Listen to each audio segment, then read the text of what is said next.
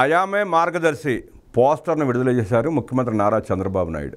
రాష్ట్ర ప్రభుత్వం ప్రతిష్టాత్మకంగా తీసుకున్న P4 కార్యక్రమంలో భాగంగా ముఖ్యమంత్రి నారా చంద్రబాబు నాయుడు కుప్పం నియోజకవర్గంలోని 250 బంగారు కుటుంబాలను దత్తత తీసుకున్నారు. ఈ మేరకు అయాం మార్గదర్శి బ్యాడ్జిని అధికారులకు చంద్రబాబు నాయుడు అందించారు. గురువారం రాష్ట్ర సచివాలయం నుంచి P4 కార్యక్రమంపై మంత్రులు, ప్రజాప్రతినిధులు, జిల్లా కలెక్టర్లు, అధికారులతో ముఖ్యమంత్రి జూమ్ కాన్ఫరెన్స్ నిర్వహించారు. ఈ కార్యక్రమంలో అయాం మార్గదర్శి పోస్టును ముఖ్యమంత్రి ఆవిష్కరించారు. ఈ సందర్భంగా ముఖ్యమంత్రి మాట్లాడుతూ కుప్పం నియోజకవర్గానికి చెందిన 250 కుటుంబాలను దత్తత తీసుకుంటున్నాను. ఆ కుటుంబాలను అన్ని రకాలుగా అభివృద్ధి చేసే బాధ్యత నాది. మార్గదర్శులు ముందుకు రావాలని పిలుపునిస్తున్న నేను చెప్పడమే కాదు, ఆచరించి చూపాలని 250 బంగారు కుటుంబాలను దత్తత తీసుకుంటున్నాను. ఈ కుటుంబాల అభ్యున్నతికి ప్రణాళిక రూపొందిస్తున్నాను. అయామే మార్గదర్శి సమాజంలో పేద ధనికుల మధ్య అంతరాలు తగ్గించే ఇలాంటి కార్యక్రమాన్ని ఎక్కడా చేపట్టలేదు. గతంలో జన్మభూమి స్ఫూర్తితో గ్రామాలను అభివృద్ధి చేస్తే ఇప్పుడు పేదలను ఆదుకునేందుకు P4 అమలుకు ప్రణాళికలు చేపట్టాం. ఈ కార్యక్రమం దేశానికి ఆదర్శంగా నిలిచేలా రూపొందించాం. పేదలకు చేతినిచ్చే P4 కార్యక్రమం నిరంతరం కొనసాగుతుందని ముఖ్యమంత్రి చంద్రబాబు అన్నారు. P4 కార్యక్రమం ప్రజా ఉద్యమంలా సాగుతోందని,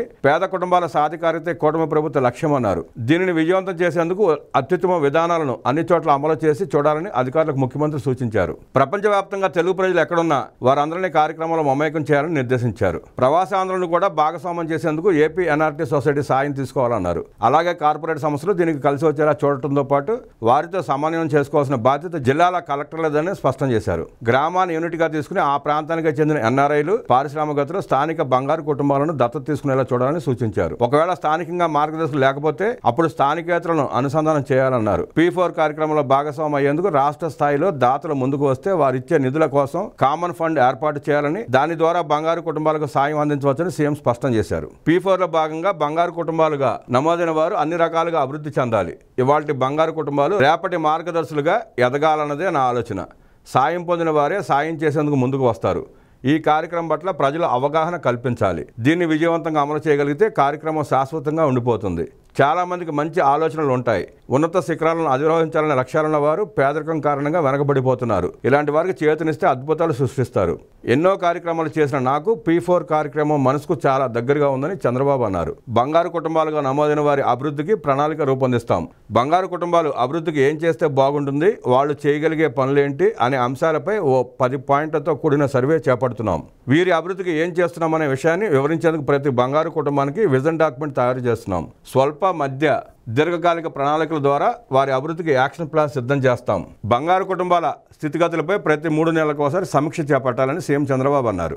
బంగారు కుటుంబాల అత్యంత ప్రాధాన్యతలపై చేపట్టిన సర్వేను ఆగస్టు 10లోగా పూర్తి చేయాలని సీఎం చంద్రబాబు సూచించారు. మార్గదర్శులు అందించే ఆర్థికేతర సాయంపై ఫీడ్బ్యాక్ తీసుకోవాలి. ప్రతి మార్గదర్శికి అధికారులు నమ్మకాన్ని కలిగించాలి. గ్రామ, వార్డు, సచివాలయ స్థాయిలో బంగారు కుటుంబాలు, మార్గదర్శుల వివరాలు సరిగ్గా నమోదు చేసినప్పుడే ప్రతి ఒక్కరికి న్యాయం జరుగుతుంది. P4 నిర్వాహకులు బంగారు కుటుంబాలకు ఆన్లైన్ ద్వారా అవగాహన కల్పించాలని ముఖ్యమంత్రి అధికారులతో అన్నారు. ఆగస్టు 15 నాటికి 15 లక్షల బంగారు కుటుంబాలను మార్గదర్శులు దత్తత తీసుకునేలా చూడాలని మరోసారి అధికారులకు ముఖ్యమంత్రి స్పష్టం చేశారు. అయితే ఇప్పటి వరకు 5,74,811 బంగారు కుటుంబాలను దత్తత తీసుకోగా 57,503 మంది మార్గదర్శులుగా నమోదు చేస్తున్నారని, మొత్తం లక్ష్యం నెరవేరాలంటే మరో 2 లక్షల మంది మార్గదర్శులు అవసరం ఉందని అధికారులు సీఎంకు వివరించారు. పల్నాడు జిల్లా నుంచి అత్యధికంగా బంగారు కుటుంబాల దత్తత జరిగిందని, విశాఖపట్నం జిల్లా ఈ విషయంలో చివరన ఉందని వెల్లడించారు. దత్తత తీసుకున్న కుటుంబాలకు ఆటోమేటెడ్ మెసేజ్ రూపంలో సమాచారం ఎప్పటికప్పుడు అందిస్తున్నామని చెప్పారు. సోషల్ మీడియా, ఇతర ప్లాట్ఫామ్ల ద్వారా P4 కార్యక్రమాన్ని ప్రజలకు తీసుకువెళ్లేందుకు తలపెట్టిన డిజిటల్ ప్రమోషన్ కార్యకలాపాల గురించి అధికారులు ముఖ్యమంత్రి వివరించారు. 3 విధానాల్లో జీరో పావర్టీ P4 అమలు జరుగుతోంది. బంగారు కుటుంబాన్ని మార్గదర్శి దత్తత తీసుకోవడం, వారికి ఆర్థికేతర సాయాన్ని అందించడం మొదటి విధానం. దీనికి కాల పరిమితి అంటూ ఏమీ ఉండదు.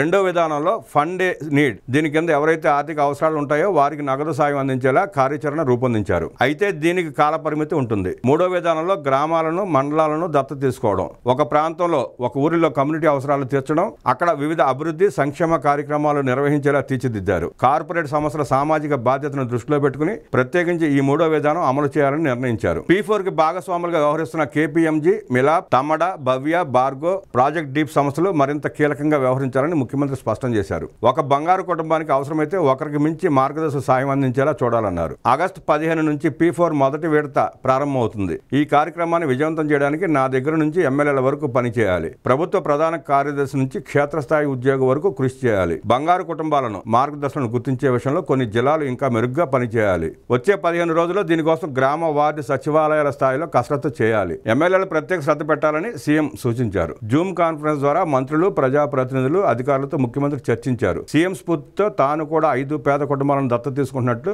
మదనపల్లి ఎమ్మెల్యే షాజహాన్ ప్రకటించారు. షాజహాన్ ను ఈ సందర్భంగా ముఖ్యమంత్రి అభినందించారు. దేశంలో తొలిసారిగా చేపట్టిన ఈ తరహా కార్యక్రమాన్ని సమర్థవంతంగా అమలు చేసేందుకు సహకరిస్తామని ప్రజాప్రతినిధులు సీఎంకు హామీనిచ్చారు. రాష్ట్ర సచివాలయంలో జరిగిన కార్యక్రమంలో CS Vijayanand, Swarnandhra P4 foundation vice chairman Kutumbarao, ప్రణాళిక శాఖ ఉన్నతాధికారులు పాల్గొన్నారు.